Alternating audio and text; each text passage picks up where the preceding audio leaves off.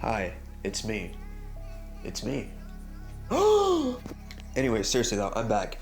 I've been kind of lacking with videos lately. Really sorry about that. The Pashka Bunny is still in the works. Don't you worry. I'm working on it. Don't you worry. I'm working on it. I'm working on my analog chords. I'm just saying. But I quickly wanted to talk about Fnaf. Fnaf. I've been making Fnaf. I've been making Fnaf shorts. Well, I stopped making them, but I was making Fnaf shorts, and so I wanted to transition into making Fnaf videos, right? Long form video content, right? So here's my first sort of Fnaf video that I wanted to do, and first one is related to a Fnaf theory that I see a lot, and a theory that I just simply don't believe in. So what's the theory? Hudson Guard. Now, before we get into this video, I just want to start off by saying I am not a Fnaf theorist, okay? I'm not someone who knows the story, who's gonna try to sound like I know what I'm talking about. I'm not. If I say things that are wrong, you can correct me. But I'm no Fnaf theorist or professional when it comes to this stuff, and I'm not gonna bother making Fnaf theories. But yeah, so if I say anything wrong in this video, you can correct me in the comments below. And if you have your reasons or your sort of counterpoints against my counterpoints with the theory, just let me know. I just like listening to Fnaf theory stuff, and even though I'm not super into it, I do love listening to people's opinions on it because it's fun, listening to people's perspectives and point of view when it comes to this game's story. But anyways, Hudson Guard. What is that theory exactly? We should probably go over the theory. So yeah. Hudson Guard is the theory that in Five Nights at Freddy's 3, we play as a guy named Hudson. Who is Hudson? He's from a Fazbear Fright story known as What We Found. Now, What We Found is essentially basically, I'll just be honest, it's a retelling of Five Nights at Freddy's 3. And there's a lot of elements. You've got Springtrap being discovered in a room, a lot of Halloween props. It's Five Nights at Freddy's 3. There's no doubt about it. It's a retelling of Five Nights at Freddy's 3. Even the title is a reference to Phone Dude's line, "Found one, a real one," right?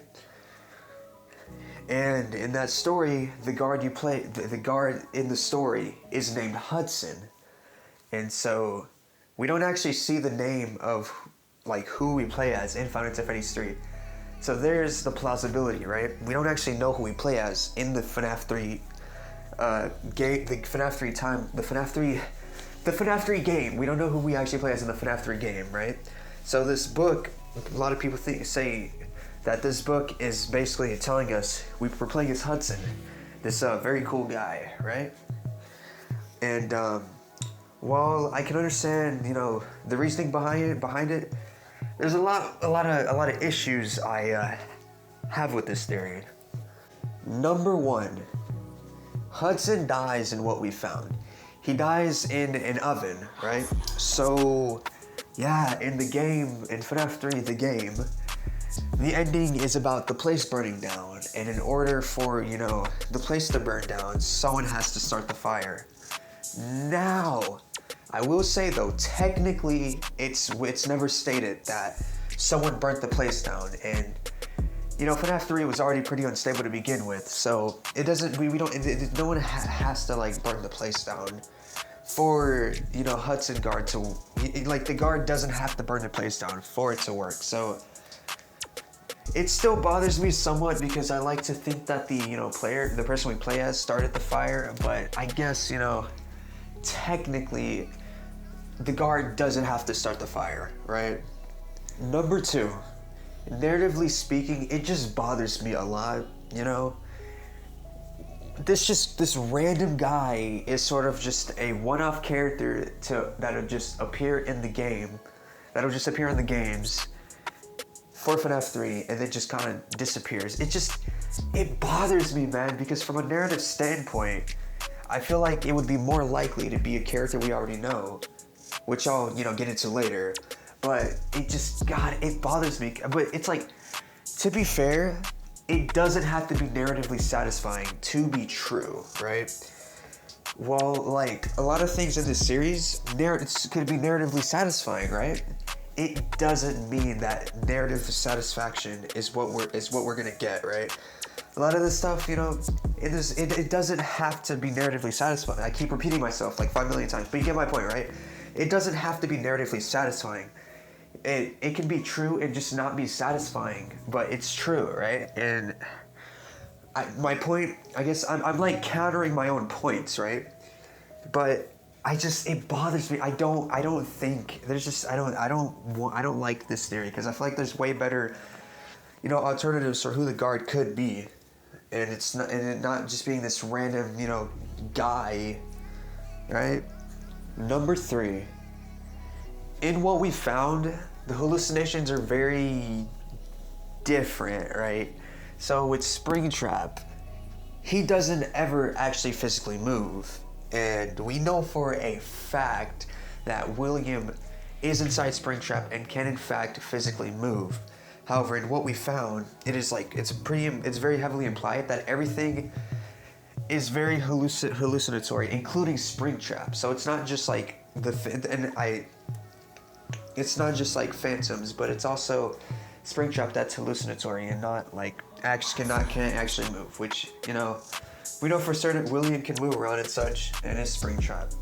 Also, the hallucinations in what we found are very different. You know, it's very personal to Hudson. You know, you've got stuff about his abusive stepfather. You've got him being, you know, bullied, and yeah, they're very different hallucinations from what we see in, you know, Five Nights at Freddy's 3, right? We don't witness an abusive. I mean, William was most likely abusive, but he's not a stepfather, and I'm mostly kidding. I'm kidding. He is abusive, but it's a side thing. Shut the hell up. Okay. But overall, the hallucinations are very different from what we see in FNAF 3. So, who do I think the FNAF 3 guard is? I personally think, I think Michael Afton. The logbook evidence, the logbook like heavily implies this, you know, because the logbook belongs to Mike, and there's a lot of imagery surrounding the FNAF 3 office and such.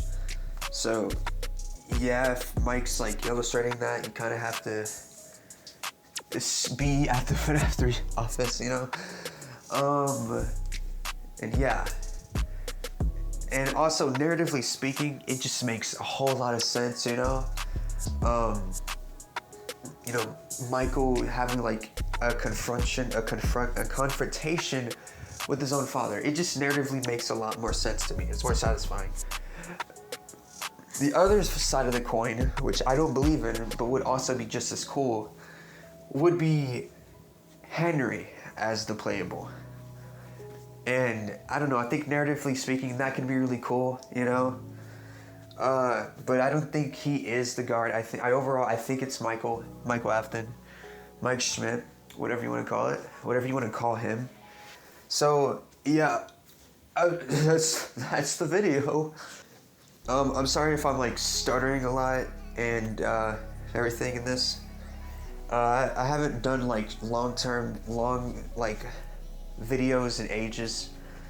And I stutter a lot. I can't lie. I just stutter. I tend to stutter, you know, often. But I hope you know. But regardless of that, I hope you understood my points and like the video. And if you have any, you know, if you want to like sort of give your like reasoning for why you know think otherwise, that, you know, maybe Hudson is the FNAF 3 guard, you can like comment below what your, you know, beliefs are. Or if you want to add on to my, you know, how I think it's Michael, if you want to, you know, add on to that. And, yeah. I hope you, watch this. I hope you, actually watch this video, because if you did, you're awesome. I'll be finishing the Pashka Bunny soon, hopefully. And, thank you so much for watching. I appreciate that. And, bye.